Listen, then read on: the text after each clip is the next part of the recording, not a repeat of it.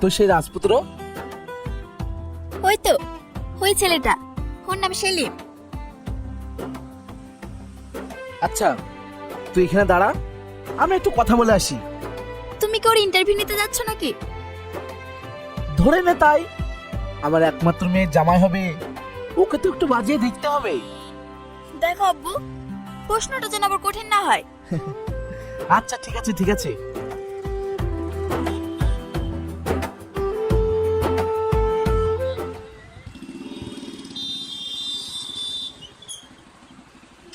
তুমি সেলিম?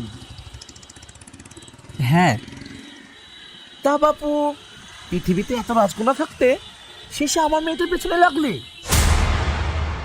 মধ্যবিত্তদের এই এক রোগ, বড় লোক দেখলেই বড় বড় স্বপ্ন দেখা। আমি তো স্বপ্ন দেখিনি স্যার, আমি তো ভালোবেসেছি। আর ভালোবাসা গরিব বড় লোক দেখে হয় না। ভালোবাসা ওসব তোমাদের মুখে মানায় না। ভালোবাসতে গেলে স্ট্যাটাস লাগে। আর তোমার স্ট্যাটাস কি? এই পুরনো শার্ট আর পুরনো জুতোই? মানুষের পোশাক দেখে বিচার হয় না, মন বলেও একটা জিনিস আছে। মন মন ধুয়ে কি পানি খাবো? শোনো, তোমার মতো একটা থার্ড ক্লাস ছেলের হাতে আমার মেয়েকে তুলে দেওয়া কোনো প্রশ্নে ওঠে না। মেয়ে যদি তোমার সাথে দেখা করতে এসেছে ঠিকই, তবে এসে যা দেখলাম তুমি তো একটা ভিখারি। আপনি কিন্তু মাত্রা ছাড়িয়ে যাচ্ছেন। মাত্রা? আরে, তোমাদের মতো ছেলেদের এই পৃথিবীতে জন্ম নেওয়াটা ভুল। শোনো, তোমার আব্বু কি তোমাকে ডেন থেকে করে এনেছিল, নাকি তুমি অন্য কারো অবহিত সন্তান? আই মিন, তোমার জন্মদাতা পরিচয় ঠিক আছে তো?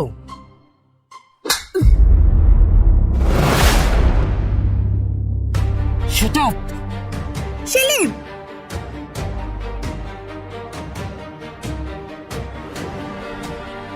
তোমার সাহস তো কম না, তুমি আমার আব্বুর গায়ে হাত তুলেছো। তুই না, তোমার আব্বু আমার বাবা মার চরিত্র নিয়ে কথা বলছে। দেখ মা, এই অশুভ ছেলেদের জন্য তুই আমার সাথে জেদ করেছিলি। ওর আসল রূপ দেখছিস? আমি শুধু ওর পরিবারের খোঁজ নিতে চেয়েছিলাম, আর ও আমাকে রাস্তাঘাটে মস্তানদের মতো মারলো। ছি সেলিম, তুমি যে এরকম বাজে ছেলে আমি আগে জানতাম না। তোমার মতো অমৃষের সাথে সম্পর্ক রাখা মানে নিজের সম্মান ধরে মেশানো। আব্বু চলো।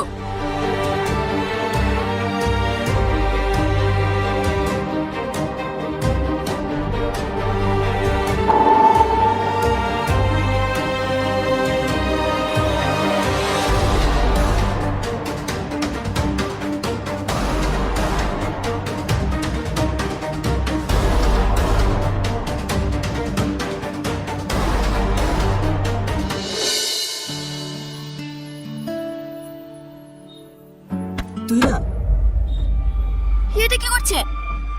তুই না, প্লিজ তুমি আমার কথাটা একবার শোনো। আমি আপনাকে চিনি না, আর আমার নাম তুহিনা না। হাত ছাড়ুন বলছি। আমাকে তুমি চিনতে পারছো না? না। এই, ওই দেখ।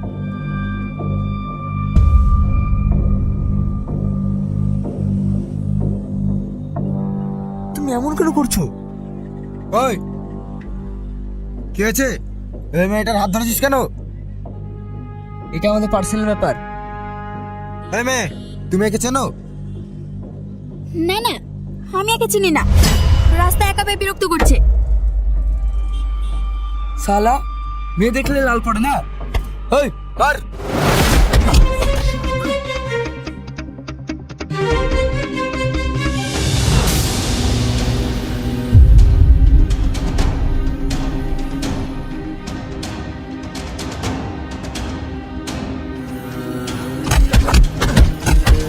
এই থাম থাম, আর মারিস নি, না হলে ও মরে যাবে। চ।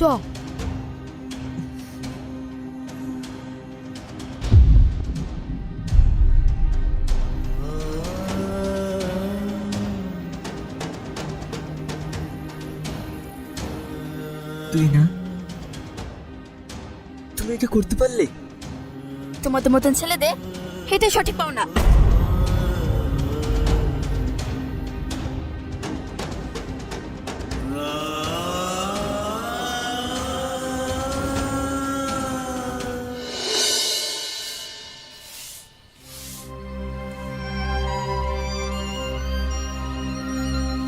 চাচি,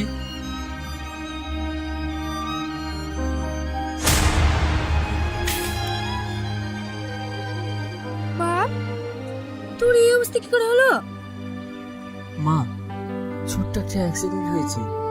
তোকে কতবার বলেছি রাস্তাঘাটে একটু সাবধানে চলাফেরা করবি, তুই তোমার কোনো কথা শুনবি না। আরে মা, তুমি এত চিন্তা করছো কেন? আমার কিছু হয়নি, সামান্য একটু হাতে লেগেছে। ও 3-4 দিনের মধ্যে ঠিক হয়ে যাবে। ঠিক আছে চল, এখন একটু রেস্ট করবি।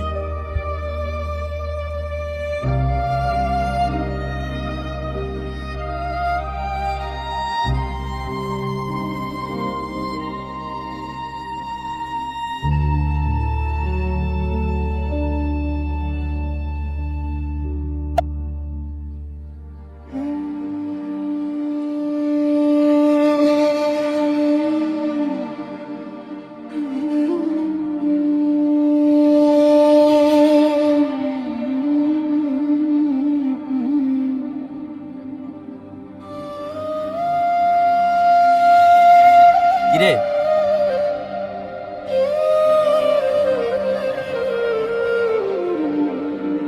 এইভাবে আর কতদিন নিজেকে শেষ করবি বলতো? ও আমাকে বুঝলো না রে আলিফ। আমাকে রাস্তার লোক দিয়ে মার খাওয়ানো। আমার প্রতি ওর একটু বিশ্বাস ছিল না। বিশ্বাসের কথা বলছিস? আরে তুই তো নিজেই একটা স্বার্থপর। আমি স্বার্থপর? হ্যাঁ, তুই একটা মেয়ের জন্য কাঁদছিস, যে মেয়েটা তোকে ছুঁড়ে ফেলে দিয়েছে, তার জন্য এত কষ্ট পাচ্ছিস। আর ওদিকে তোর মা তোর চিন্তায় দিনের পর দিন শেষ হয়ে যাচ্ছে, সেদিকে খেয়াল করেছিস? শোন, পৃথিবীতে মা বাপের থেকে আপন কেউ হয় না। তোর মায়ের বয়স হয়েছে, তোর চিন্তায় যদি কিছু হয়ে যায়,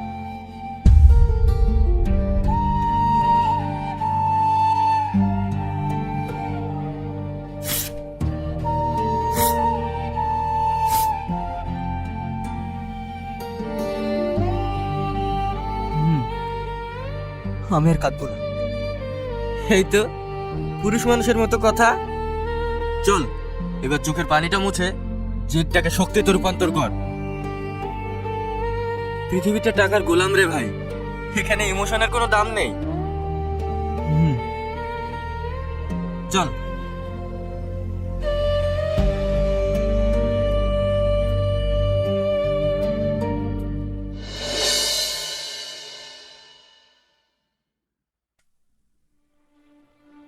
এত সোনা তুই কোথায় পেলি? আরে সোনা দিয়ে কি করবি? এই সোনাগুলো আমার মায়ের। মা আমাকে দিয়েছে। আজ থেকে নতুন যাত্রা শুরু করব, ধনী হওয়া যাত্রা।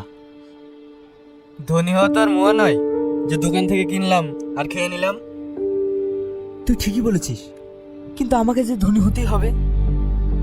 তাহলে এখন কি করবো ভাবছিস?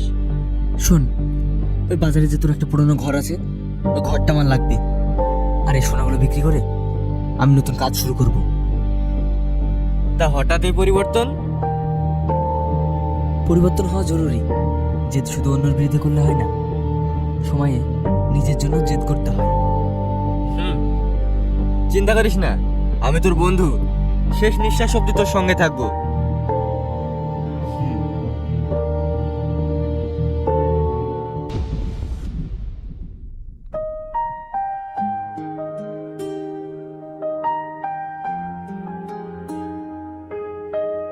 কিরে, একটা মুদির দোকান দেবো বলে শেষ পর্যন্ত এই হাইটেক অফিস খুললি যে? আমি শুধু মুদির দোকান করার জন্য বিজনেস করতে আসিনি আলিফ। আমি একটা সাপ্লাই চেইন নেটওয়ার্ক তৈরি করছি। আমি কম্পিউটারে সারা শহরের পাইকারি বাজারে রেট ট্যাগ করছি। কিন্তু সাধারণ মানুষ তো কম্পিউটার বোঝে না। জানি, মানুষ শুধু বুঝবে দাম আর পরিষেবা। আমরা সরাসরি চাষিদের কাছ থেকে আর বড় মিল থেকে মাল আনবো। মাঝখান থেকে দালালদের বাদ দিয়ে দেবো। তাহলে আমরা বাজারের চেয়ে 10% কম দামে কাস্টমারদের মাল দিতে পারবো। ওরে বাবা, তুই তো রীতিমতো গেম চেঞ্জার হয়ে গেছিস। আলিফ, জেদ যখন মাথায় চাপে তখন সাধারণ বুদ্ধি আর কাজ করে না, তখন বেন চলে সুপার কম্পিউটারের মতো। আমি এই সিস্টেম ব্যবহার করে door to door delivery system চালু করব। লোকে ঘরে বসে মাল পাবে। চল, সবাই ওয়েট করছে। আর চাচিও চলে এসেছে, এবার কেকটা কেটে ফেলবি। চল মানে চলো।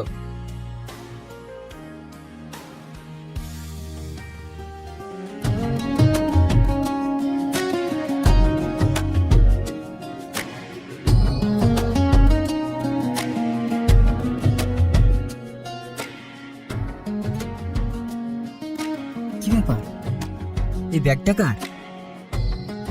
কেউ ভুলে রেখে গেছে মনে হয়, পাশে রেখে দে, যার ব্যাগ সে নিশ্চয়ই আসবে। হুম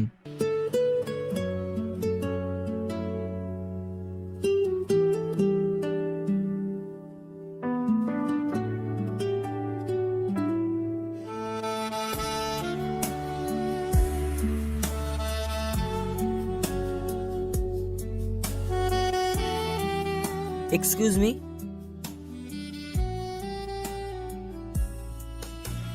আপনি যেটা খুঁজছেন সেটা মনে হয় এটা। থ্যাংক গড,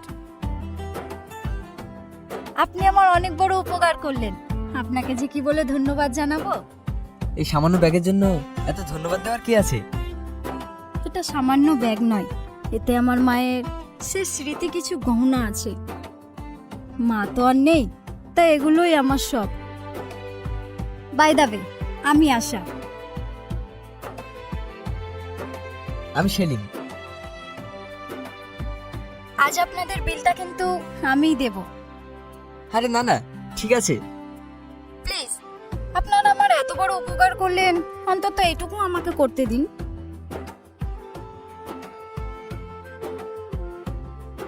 তাহলে আপনি আসুন, আমাদের সঙ্গে জয়েন করুন। আচ্ছা ঠিক আছে।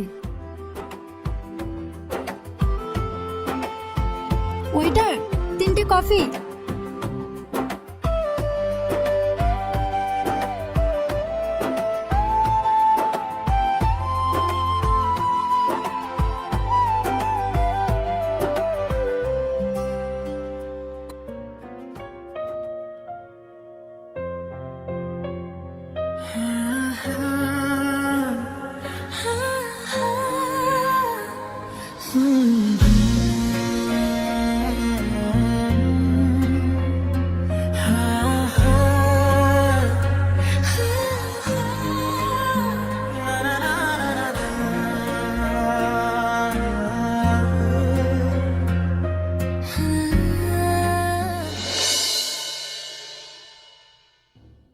সেলিম, আরে আলিফ, কি খবর বল? একটা দারুণ খবর আছে। তুহিনা গ্রুপ অফ কোম্পানির অবস্থা এখন খুব খারাপ। ওদের কয়েক কোটি টাকার ব্যাংক লোন ডিফল্ট হয়ে গেছে। মার্কেটে ওদেরকেও ধারে মাল দিতে চাইছে না। কর্মচারীদের কি অবস্থা? ওরা 3 মাস বেতন পায়নি। ফ্যাক্টরি গেটে এখন তালা ঝুলছে। আর টনি বাবু তো পাওনাদারদের ভয়ে এখন বাড়ি থেকে বেরোতেই পারে না। সময় খুব অদ্ভুত জিনিস, তাই না আলিফ? যে মানুষটা একদিন আমাকে অযোগ্য বলেছিল, ভিখারি বলেছিল, আর আজ সে নিজের যোগ্যতা প্রমাণ করতে গিয়ে এখন পথের ভিখারি।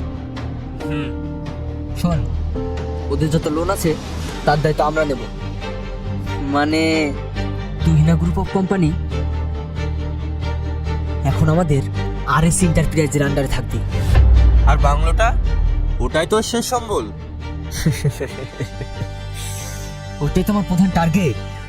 ওই বাড়িটা আমার চাই, তবে আমার নামে না, তোর নামে কিনবি। ও যেন শেষ মুহূর্ত পর্যন্ত না জানে যে এই কাজগুলো আমি করছি।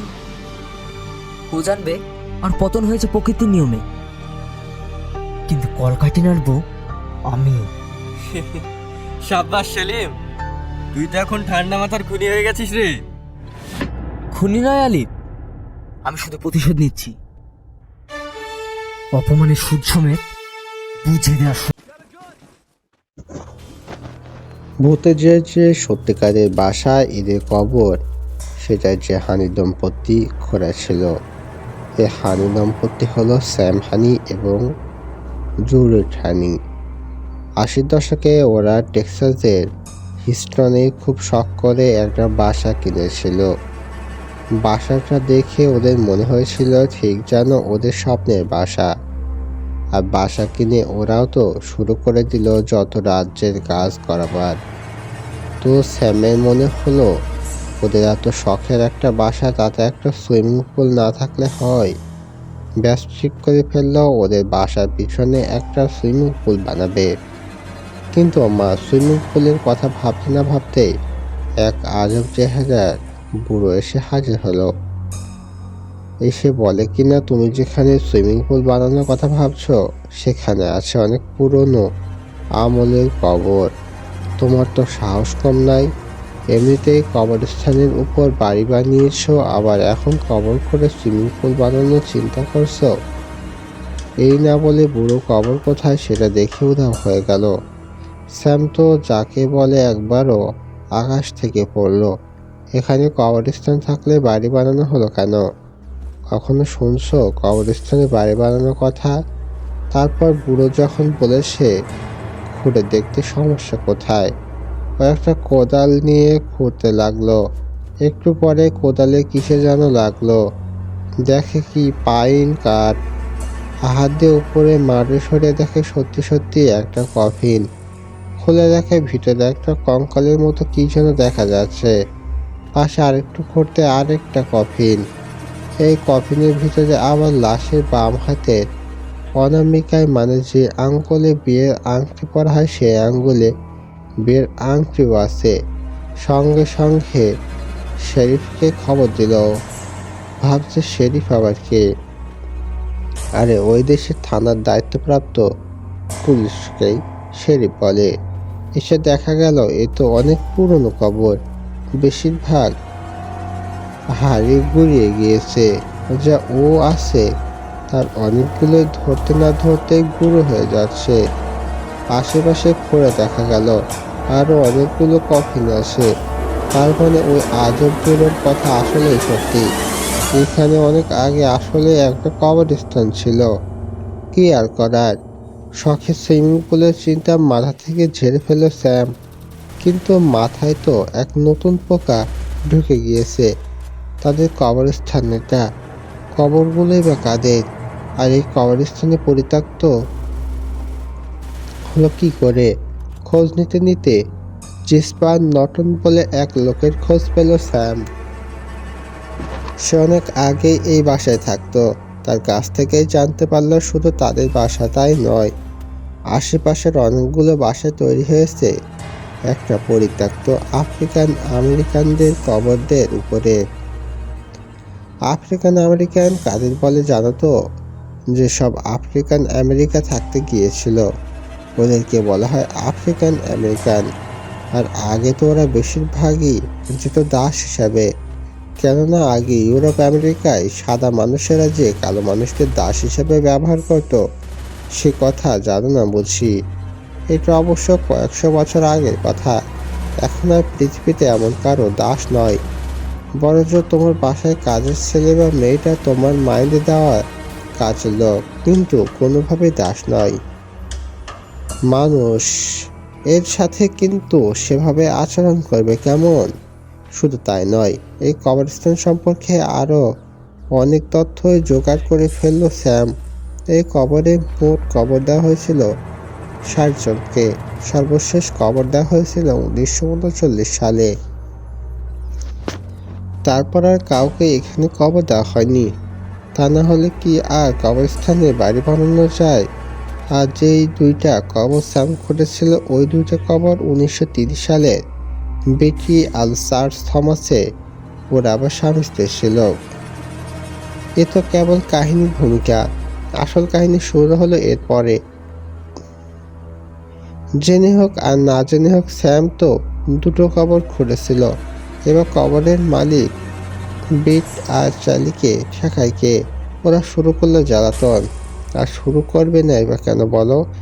সুখের বাসা এভাবে ভেঙে দিল, তুমি কি জ্বালাতন করতে না?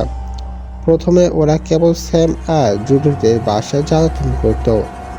দেখা গেল ওদের বাড়িটায় ব্যাটারি খুলে রেখে দিল, কিংবা পানির কল একবার খুলছে আবার বন্ধ করছে, কখনো বা টিভির সুইচ বন্ধ করে দিচ্ছে, লাইটের ফ্যান অফ করে দিচ্ছে। কি কিছুদিন পর ভূতেদের জ্বালাতন শুধু ওদের বাড়িতে সীমাবদ্ধ থাকলো না, আশেপাশের বাসাতে শুরু হয়ে গেল। দিন দিন জ্বালাতনের মাত্রা এতই বেড়ে গেল যে ওদের পক্ষে স্বাভাবিকভাবে বাসায় থাকা অসম্ভব হয়ে উঠল। একদিন হলো এক মজার ঘটনা। রাতের বেলা জুলিয়েট ছিল একা। স্যাম গিয়েছিল নাইট ডিউটি করতে। তো রাতে জুলিয়েট শুনল বারান্দায় স্লাইডিং ডোর ঠেলে কে যেন ঢুকলো, অথচ ডোর ছিল লক করা। ও তো জানেই এ বেটি আর চার্লি ছাড়া আর কারো কাজ হতে পারে না। কোনো মতে চোখ মুখ চেপে শুয়ে থেকে রাত পার করে দিল। সকালে স্যাম আসলে বিছানা ছেড়ে উঠে ক্লোজটা খুলে দেখে ওর শখের লাল জুতো জোড়া নেই। নেই তো নেই, খুঁজেই পাওয়া যাচ্ছে না। দুজন মিলে বাসার সমস্ত জায়গা আছে সবই খুঁজতে থাকলো, জুতো জোড়ার কোনো নাম নিশানাই পেল না। শেষমেশ বাড়ির পিছনে গিয়ে দেখে জুতো জোড়া বেটির কবরের উপর সুন্দর করে সাজানো। পরে খেয়াল করে দেখে সেদিন ছিল বেটির জন্মদিন, আর তাই যেন চার্লি ওকে জন্মদিনে উপহার দিয়েছে জুলিয়েটের লাল জুতো জোড়া। কার না রাগ লাগে বলো তো দেখি, কিন্তু কিছুই করার নেই, ভূতের কাণ্ড বলে কথা। দিন দিন ওদের এমনই জ্বালাতন আরও বাড়তে লাগলো। আশেপাশের বাসাগুলোতে কোথাও কোনো গাছ হয় না। শখ করে গাছ লাগিয়েছে, কিন্তু দুদিন পরেই মরে যায়। কিভাবে যে মরে যায় কেউই জানে না।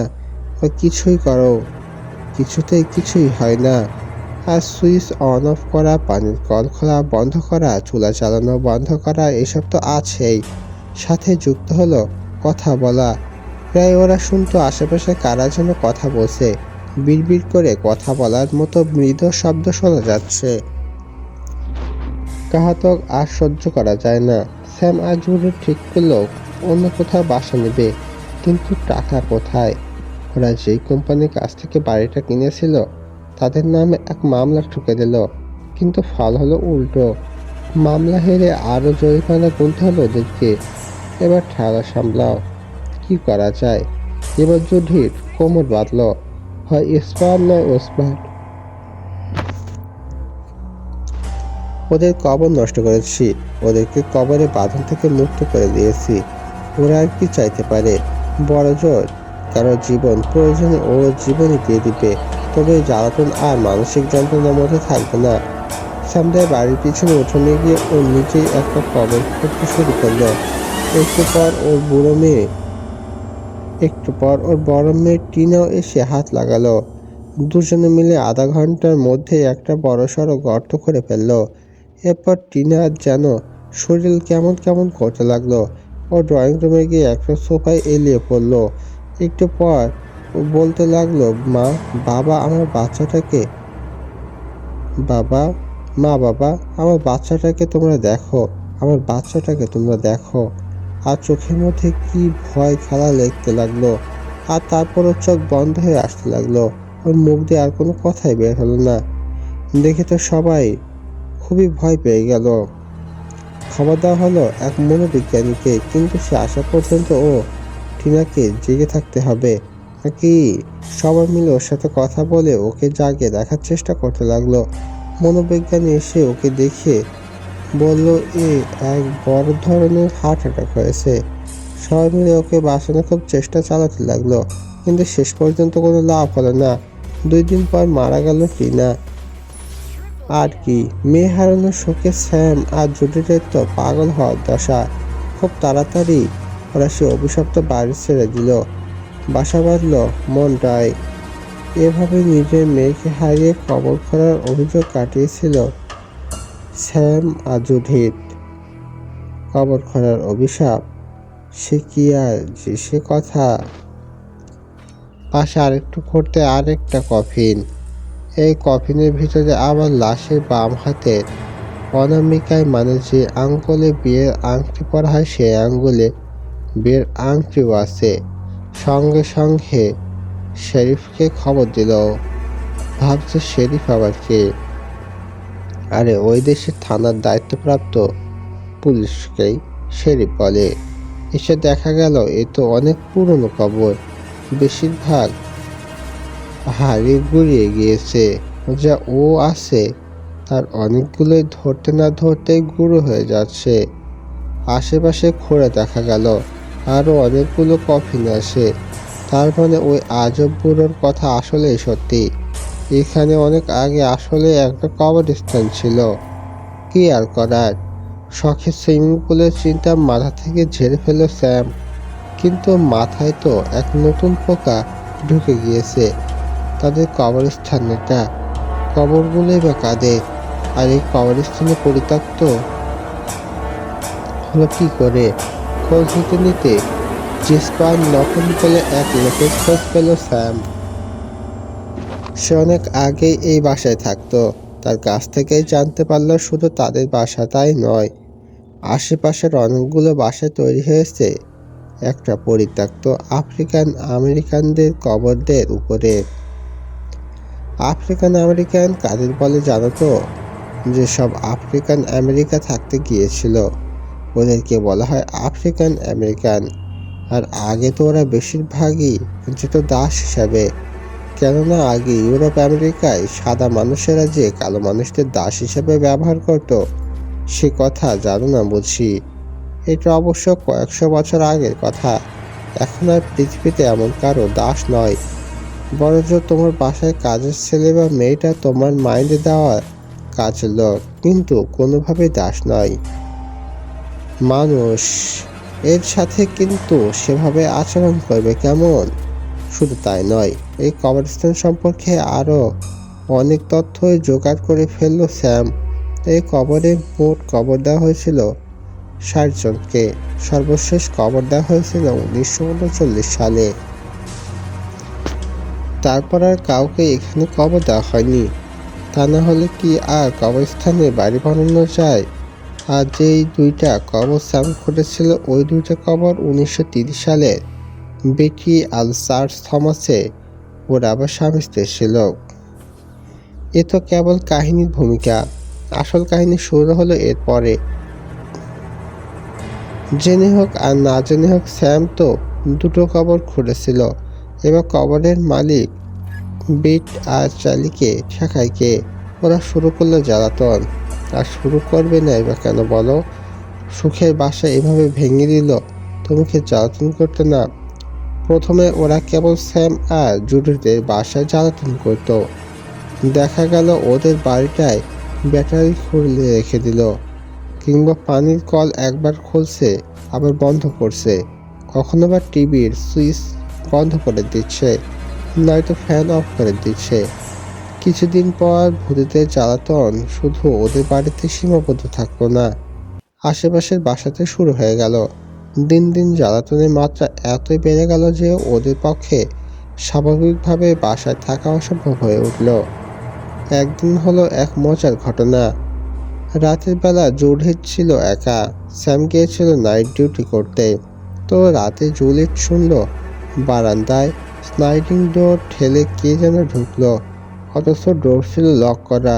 ও তো জানেই এ বেটি আর চার্লি ছাড়া আর কারো কাজ হতে পারে না। কোনো মতে চোখ মুখ চেপে শুয়ে থেকে রাত পার করে দিল। সকালে স্যাম আসলে বিছানা ছেড়ে উঠে ক্লোজটা খুলে দেখে ওর শখের লাল জুতো জোড়া নেই। নেই তো নেই, খুঁজেই পাওয়া যাচ্ছে না। দুজন মিলে বাসার সমস্ত জায়গা আছে সবই খুঁজতে থাকলো, জুতো জোড়ার কোনো নাম নিশানাই পেল না। শেষমেশ বাড়ির পিছনে গিয়ে দেখে জুতো জোড়া বেটির কবরের উপর সুন্দর করে সাজানো। পরে খেয়াল করে দেখে সেদিন ছিল বেটির জন্মদিন, আর তাই যেন চার্লি ওকে জন্মদিনে উপহার দিয়েছে জুলিয়েটের লাল জুতো জোড়া। কার না রাগ লাগে বলো তো দেখি, কিন্তু কিছুই করার নেই, ভূতের কাণ্ড বলে কথা। দিন দিন ওদের এমনই জ্বালাতন আরও বাড়তে লাগলো। আশেপাশের বাসাগুলোতে কোথাও কোনো গাছ হয় না। শখ করে গাছ লাগিয়েছে, কিন্তু দুদিন পরেই মরে যায়। কিভাবে যে মরে যায় কেউই জানে না। কিছুই করো, কিছুতেই কিছুই হয় না। আর সুইচ অন অফ করা, পানির কল খোলা বন্ধ করা, চুলা চালানো বন্ধ করা, এসব তো আছেই।